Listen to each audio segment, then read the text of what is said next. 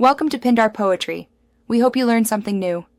You begin by opening settings and navigating to security or apps and notifications. This gets you to the controls that matter.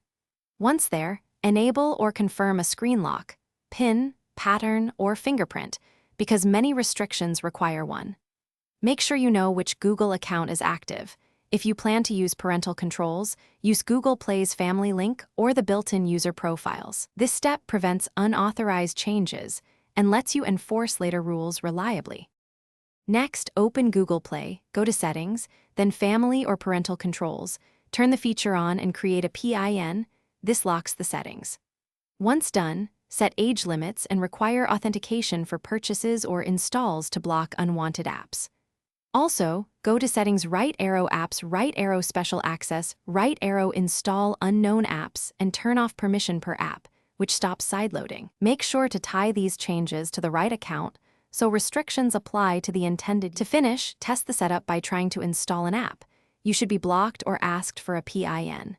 If you need stronger separation, create a managed user profile or use Family Link to enforce limits remotely. Once satisfied, periodically review app permissions and device admin apps to ensure nothing re-enabled sideloading. If restrictions are bypassed, reset the lock screen, revoke unknown install permissions, and check for device admin apps. That usually stops persistent bypass methods. Thanks for watching.